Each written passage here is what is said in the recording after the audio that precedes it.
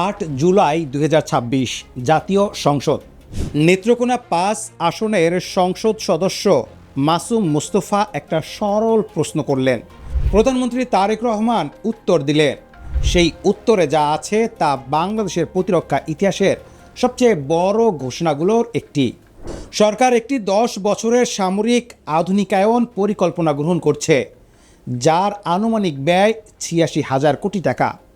প্রতি বছর গড়ে ৮,৬০০ কোটি টাকা শুধু সামরিক আধুনিকায়নের জন্য। এই পরিকল্পনায় আসছে ট্যাঙ্ক, আর্টিলারি, সাবমেরিন, ফ্রিগেট, যুদ্ধবিমান, drone, air defence system, electronic যুদ্ধ ব্যবস্থা। আর সাথে আছে আরও একটা স্বপ্ন, মেড ইন বাংলাদেশ প্রতিরক্ষা শিল্প। প্রশ্ন আসে, এটা কি বাস্তবসম্মত? এই ৮৬,০০০ কোটি টাকা দিয়ে কতটুকু সম্ভব? আজকে সেই হিসাব করব।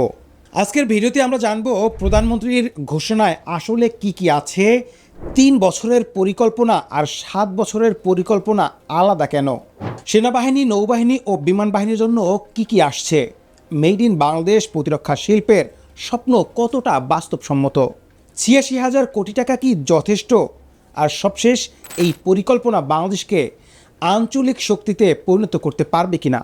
কিন্তু আগে একটু বুঝতে হবে এই ঘোষণার প্রেক্ষাপট কি। বাংলাদেশ ফোর্সেস গোল 2030 পরিকল্পনার প্রথম শুরু হয়েছিল ২০০৯ সালে। ২০০৮ সালের বাংলাদেশ মিয়ানমার নৌ সংঘাতের পরপরই ২০১৭ সালে রোহিঙ্গা সংকটের পর এটা সংশোধিত হয়েছে। আর ২০২৪ সালের জুলাই বিপ্লবের পর নতুন সরকার এটাকে আরও ত্বরান্বিত ও পুনর্গঠিত করেছে।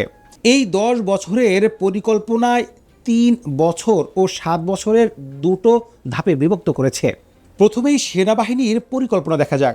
প্রধানমন্ত্রী বলেছেন, এই পরিকল্পনা বাস্তবায়িত হলে বাংলাদেশ সেনাবাহিনী আরও প্রযুক্তি নির্ভর, বহুমাত্রিক, আত্মনির্ভরশীল এবং যুদ্ধ প্রস্তুত বাহিনীতে পরিণত হবে, যা জাতীয় প্রতিরক্ষা, সীমান্ত নিরাপত্তা এবং সার্বভৌমত্ব রক্ষায় আরও কার্যকর ভূমিকা রাখতে পারবে। এই কর্মসূচিতে স্থল যুদ্ধ সক্ষমতা উন্নত করতে নতুন ট্যাঙ্ক ও আর্মড ফাইটিং ভেহিকল, আধুনিক আর্টিলারি, রকেট সিস্টেম এবং অ্যান্টি ট্যাঙ্ক অস্ত্র সংযোজন অন্তর্ভুক্ত রয়েছে। সেনাবাহিনীর জন্য এই পরিকল্পনার তাৎপর্য কী? বাংলাদেশ সেনাবাহিনীতে এখন চীনা MBT-2000 ট্যাঙ্ক আছে। এর সাথে আরও আধুনিক ট্যাঙ্ক ও সাজোয়াজান যোগ হলে স্থলযুদ্ধ সক্ষমতা উল্লেখযোগ্যভাবে বাড়বে। মোরানা হাউটজারের মতো আধুনিক ১৫৫ মিলিমিটার আর্টিলারি যোগ হলে পরিসর ও নির্ভুলতা দুটোই বহুগুণে বাড়বে। প্রশ্ন আসে, নৌবাহিনীর জন্য কি আসছে? এবার নৌবাহিনীর পরিকল্পনায় আসা যাক। নৌবাহিনীর আধুনিকায়ন পরিকল্পনায় আধুনিক frigate, corvette, offshore petrol vessel এবং সাবমেরিন সংযোজন অন্তর্ভুক্ত রয়েছে। সরকার বিভিন্ন মানুষ্যবিহীন প্ল্যাটফর্ম সংযোজন, নতুন নৌঘাঁটি স্থাপন, বিদ্যমান সুবিধাগুলোর আপগ্রেড, দেশীয় জাহাজ নির্মাণ সক্ষমতা সম্প্রসারণ, কর্মীদের প্রশিক্ষণ বৃদ্ধি এবং আন্তর্জাতিক সহযোগিতা ও যৌথ মহড়ায় জোরদার পরিকল্পনা গ্রহণ করেছে। নৌবাহিনীর এই পরিকল্পনায় সবচেয়ে আলোচিত হলো সাবমেরিন। বাংলাদেশের কাছে ইতিমধ্যে দুটো চীনা সাবমেরিন আছে।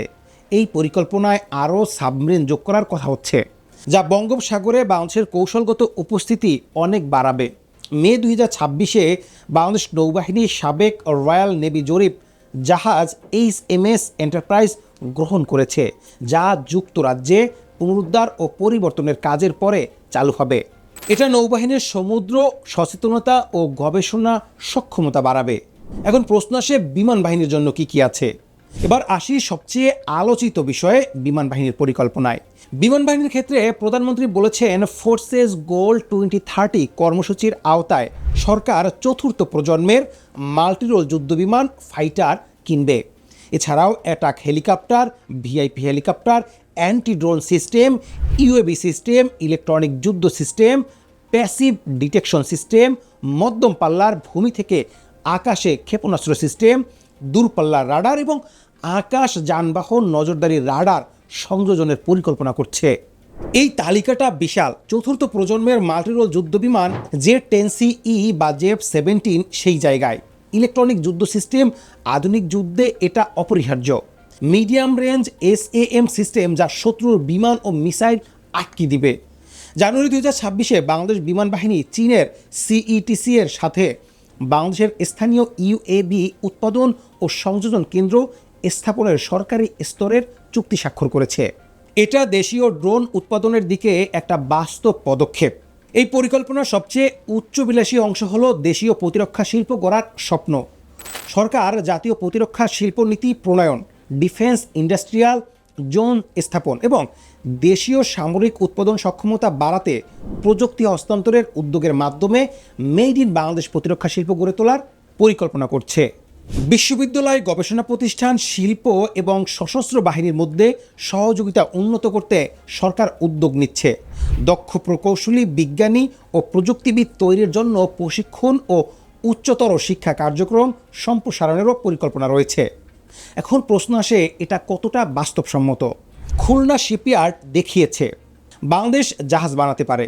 বাংলাদেশ অর্ডিন্যান্স ফ্যাক্টরি গোলাবারুদ তৈরি করে। জানুয়ারি 2026-এ বিমান বাহিনীর ইউএভি উৎপাদন কেন্দ্র স্থাপনের চুক্তি দেখিয়েছে। ড্রোন উৎপাদনে প্রযুক্তি হস্তান্তর শুরু হচ্ছে। তুরস্ক 50 বছর সময় নিয়েছিল। বাংলাদেশ যদি সঠিক ধাপে থাকে 10 বছরে মৌলিক ভিত্তি তৈরি করা সম্ভব। এবার সবচেয়ে কঠিন প্রশ্নে আসি, 86,000 কোটি টাকা কি সত্যি যথেষ্ট? ডলারের হিসাব করলে 86,000 কোটি টাকা মানে প্রায় 7.8 বিলিয়ন ডলার। 10 বছরে প্রতি বছরে মাত্র 780 মিলিয়ন ডলার। তুলনায় দেখুন, ভারত প্রতি বছরে 92 বিলিয়ন ডলার খরচ করে, পাকিস্তান 9 বিলিয়ন, মিয়ানমার 2.5 বিলিয়ন। কিন্তু বাস্তবতা হলো বাংলাদেশ ভারতের সাথে প্রতিযোগিতা করছে না। বাংলাদেশের লক্ষ্য হলো নিজের সার্বভৌমত্ব রক্ষা এবং মিয়ানমারের মতো প্রতিবেশীদের বিপরীতে একটা কার্যকর প্রতিরোধ ব্যবস্থা গড়ে তোলা। এই 2.2 বিলিয়ন ডলারের পরিকল্পনা বাংলাদেশের বার্ষিক প্রতিরক্ষা বাজেটের বাইরে একটা আলাদা বিশেষ বরাদ্দ হিসেবে প্রস্তাব করা হয়েছে। সবচেয়ে বড় চ্যালেঞ্জ হলো এই অর্থ নিয়মিতভাবে ছাড় করা। অতীতে বাংলাদেশের বড় পরিকল্পনা ঘোষণা হয়েছে, কিন্তু বাস্তবায়ন ধীরে হয়েছে। এই পরিকল্পনার সাফল্য নির্ভর করে রাজনৈতিক ধারাবাহিকতা ও আর্থিক শৃঙ্খলার উপর। তাহলে 86,000 কোটি টাকার এই পরিকল্পনা বাংলাদেশকে কতটা বদলে দিতে পারবে? যদি সঠিকভাবে বাস্তবায়িত হয়, তাহলে 2035 সালে বাংলাদেশ থাকবে আধুনিক ট্যাঙ্ক, সাঁজোয়া বাহিনী, চতুর্থ প্রজন্মের যুদ্ধ বিমানবহর, সাবমেরিন, আধুনিক ফ্রিগেট নিয়ে একটি শক্তিশালী নৌবাহিনী, দেশীয় ড্রোন উৎপাদন কেন্দ্র এবং ন্যাটো মানের আর্টিলারি সিস্টেম। এটা হবে বাংলাদেশের স্বাধীনতার পর সবচেয়ে বড় সামরিক রূপান্তর। কিন্তু এই স্বপ্ন পূরণের সবচেয়ে বড় শর্ত হলো রাজনৈতিক স্থিতিশীলতা।